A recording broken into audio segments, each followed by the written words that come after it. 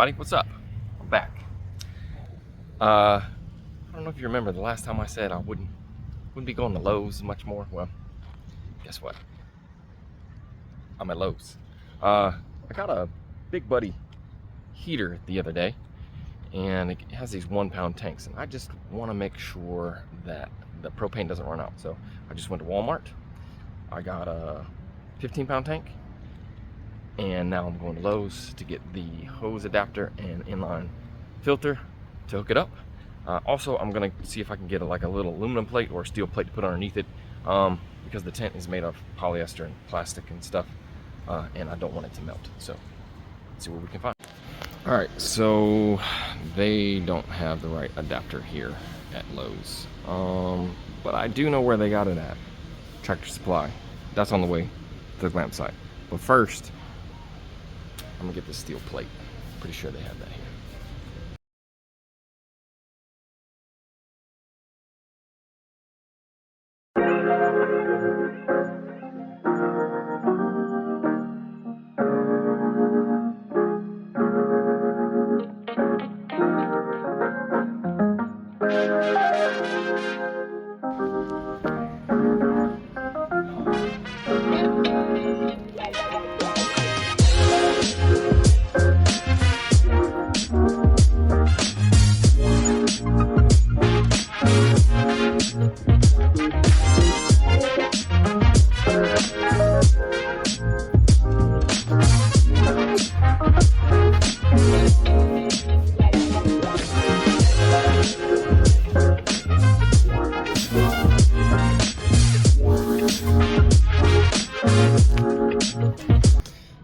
Think that'll work.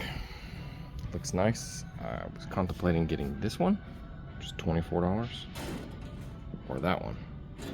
But this one looks so much nicer.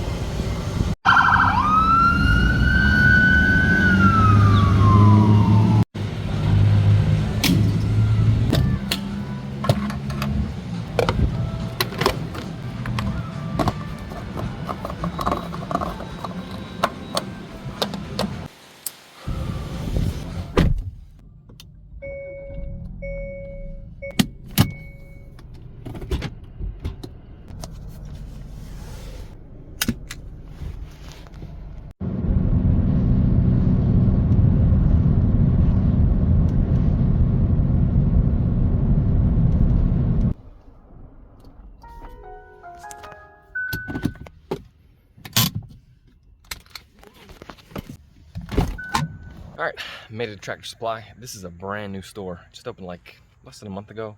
It's only about 12 or so minutes down the road from the Glamp site.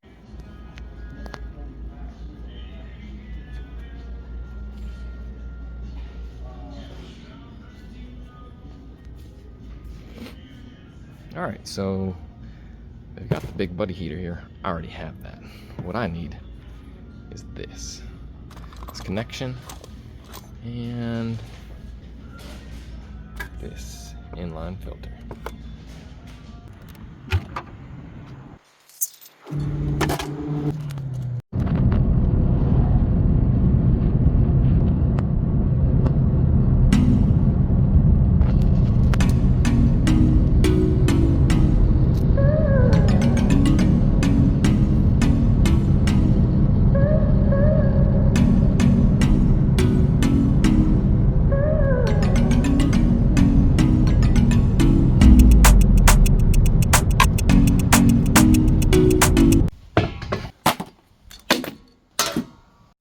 All right, so I made it to the Glamp site. I left the house at like 9:30. It's like 11:15 when I got here. I had to make a bunch of stops, as you can see, but I got the stuff for the buddy heater here. I'm gonna do all that. And then we're gonna put the solar cell up on that side of the roof, because as you can see, morning to midday, the sun shines on this side, and I have 2 cells right up there. And then in the afternoon, the sun shines on that side. So I'm gonna put 1 cell up there, and hopefully that'll be enough to charge these solar power banks, so that they fill up in a day or so. We'll see. All right, that didn't take long. Let's see what I did. So I hooked the tank up here, looped it around there some, ran the line through the stove jack. Then I took out these 1-pounders and I hooked up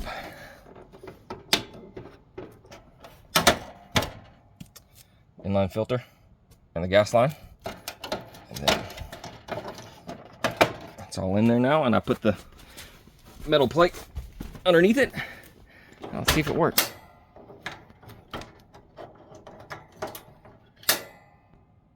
Okay, pilot's lit.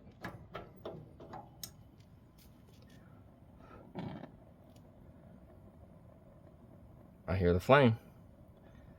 Let's see if it starts glowing red. I feel the heat already. Hot. But yeah, if it was darker, you could see this glowing red, but you know, full sunlight out, there's heat definitely coming off of this.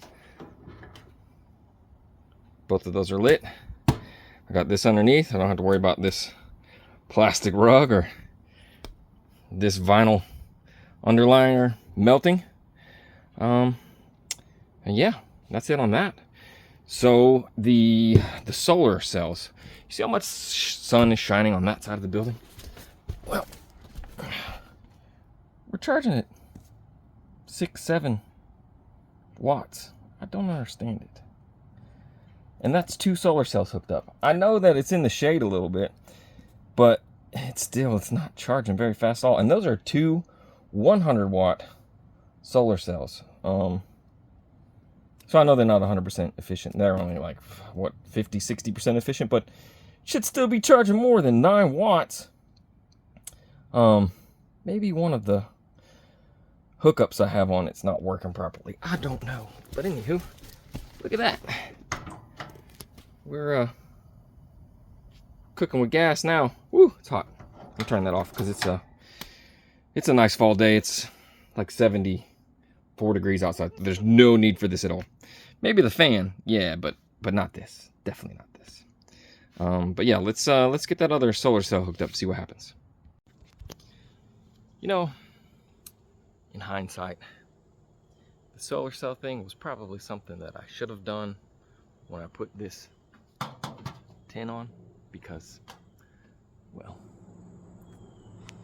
it's the tent's kind of in the way of the ladder, and it's just not the easiest of working conditions, but we'll get it done. I have to turn this cell upside down so that I can get that power cable up on this side, because I'm going to put the other solar cell right here and connect those 2 together, and then I got a longer connection that's going to run down to those connections down there and hook into that. So we'll have 3 solar cells, and you can see, like, you see it's in the shadow. There's not a whole, there's sunlight right here and there's sunlight right there on it. There's a little bit of sun down there, but the rest of it's in the shadow. So, you know, 3 solar cells in the shade is better than no solar cells in the sun, I guess. All right, so I've got 1 cell hooked up. The sun's shining pretty bright right now. Let's see what it's doing. So that 1 cell is doing 10 watts right now. It just all depends on which way the sun's shining and what's in the shade. But about to hook up the other 2, and then hook all 3, and we'll see how many watts we're pulling or pumping in, whatever you call it. I'm not an electrician. All right, so I've got all 3 hooked up, and it's in the shade now, so we're only charging at 16 watt hours, 14, 13, 12, 11. You see, shade, and it goes down to like nothing. We just might might have to move these things where they're in the sun and just run a long cord instead of having them on the roof, which means I'll have to plug the little holes from the screws that I drilled through the tin into the wood on the roof, but that ain't nothing. But yeah, I'm just gonna call it quits for today and hope that when the sun shines bright on this, it charges at like 300 watts and it'll charge the thing fully in 2 hours because it's a 600 watt hour battery. It's supposed to be like 1,000 watt on the X boost, but that's just for startup. Yeah, that's 3 solar cells. They're around $100 a piece, plus the connectors, which are like $10 a piece. Sounds like a branch fell on the outhouse, or a really big walnut. Was a big walnut. Yeah, $10 a piece for the connectors, and then $600 for the solar power generator, which is this thing right here. And there's 2 of them here. At retail, brand new, these are $600 a piece. And we're charging it a whole 25 watts. 26 whole watts. Yeah, so, this is a learning experience for me, and we'll get it sorted out. Not that we won't, but then, when we build the next one, I'll know exactly what to do. But thanks for watching, guys. Hope you subscribe. Hope you like the channel. Hit the notification bell, and hit that like button. That way you'll see my channel rise to the top and be suggested to more people, and I'll have more followers, and then hopefully one day I'll have 1,000 subscribers, where then YouTube will start paying me for all this content. But until then, I hope you enjoy the content that I am delivering, and I hope you enjoy the progress that you've seen so far. This luxury elevated glamping tent, bell tent experience is pretty much done. We are on Airbnb. If you check the link in the bio, it's on there. I've had 5-6 guests so far, and everyone has had 4.5 5-star review on it. And we'll just continue to improve upon it and make it a 5-star experience every single time. The reason I didn't get 5 stars on one of the reviews is because they said it was too hot, and I can't really control the weather outside, and we are in a tent. This is not a hotel room. There is not central air conditioning and heat in here. We do, however, have this Icy Breeze portable AC, which does blow ice cold air right onto your face, and it will cool this tent down just a little bit. We've also got that fan there, another fan back there, as well as this Mr. Buddy, or Mr. Heater Big Buddy. So you can stay relatively comfortable compared to just a tent on the ground. Plus, there's a queen size memory foam mattress right there. I don't know any tents that are on the ground that have that, but it is what it is. Anyways, thanks for watching.